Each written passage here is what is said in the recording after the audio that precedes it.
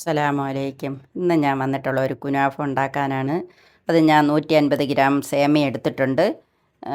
ചെറിയ സേമിയയാണ്, നല്ല നൈസായ സേമിയയാണ് എടുത്തിട്ടുള്ളത്.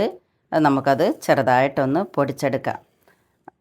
വീഡിയോ കണ്ടുകൊണ്ടിരിക്കുമ്പോൾ ഇഷ്ടപ്പെടുവാണെങ്കിൽ ഒന്ന് ലൈക്ക് ചെയ്ത്, ഷെയർ ചെയ്ത്, സബ്സ്ക്രൈബ് ചെയ്ത്, കമൻറ്റ് ചെയ്ത് ഒന്ന് സപ്പോർട്ട് ചെയ്യണം. നമുക്ക് വീഡിയോയിലേക്ക് പോകാം. ഇത് പൊടിച്ചെടുക്കാം.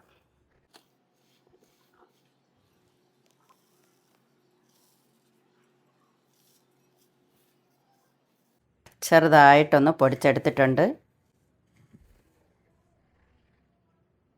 നമുക്കതിലേക്ക് ബട്ടർ ചേർത്ത് കൊടുക്കാം. 80 ഗ്രാമാണ് ഞാൻ എടുത്തിട്ടുള്ളത്.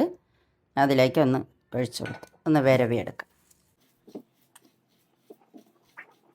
സേമിയെല്ലാം ഒന്ന് മിക്സാക്കി എടുത്തിട്ടുണ്ട്. ഇത് നമുക്കിനി മാറ്റി വെച്ചേക്കാം. പാൻ വെച്ച് കൊടുത്തിട്ടുണ്ട്. ഒരു ക്രീം ഉണ്ടാക്കാം.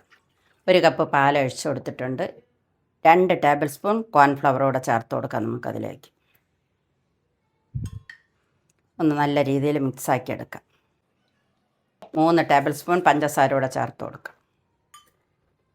ഒന്ന് മിക്സാക്കി കൊടുക്കാം. കുറച്ച് ഫ്രഷ് ക്രീം കൂടെ ഒഴിച്ചു കൊടുക്കാം. നമുക്ക് ക്രീമൊക്കെ റെഡി ആയിട്ടുണ്ട്. ഇനി നമുക്കിത് മാറ്റി വെച്ചേക്കാം. കേക്ക് ടിന്നിലാണ് സെറ്റ് ചെയ്യുന്നത്. നമുക്കതിലേക്ക് വെച്ച് കൊടുക്കാം. സേമിയ വെച്ച് കൊടുക്കാം. ഒന്ന് നല്ല രീതിയിലൊന്ന് പ്രസ് ചെയ്ത് കൊടുക്കണം. ഇനി നമുക്ക് ആ ക്രീം അതിലേക്ക് വെച്ച് കൊടുക്കാം. ഇനി നമ്മൾ കുറച്ച് മുസറല്ല ചീസ് കൂടെ ഇട്ട് കൊടുക്കാം. ഇനി ബാക്കിയിരിക്കുന്ന സേമിയയോടെ നമുക്കതിലേക്ക് ഇട്ട് കൊടുക്കാം.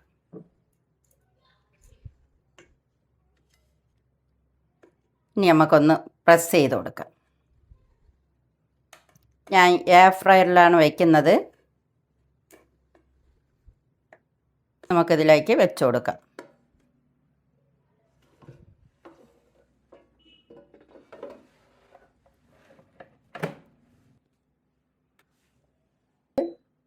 ആദ്യം നമുക്കൊരു 5 മിനിറ്റ് വെച്ച് കൊടുക്കാം.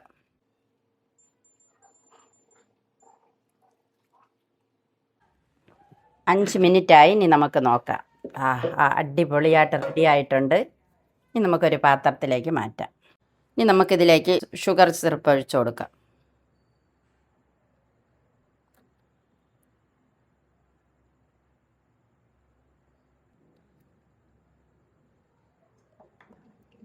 ഇനി പിസ്ത ഇട്ട് കൊടുക്കാം നമുക്കതിലേക്ക്. നമുക്കൊന്ന് കട്ട് ചെയ്ത് നോക്കാം.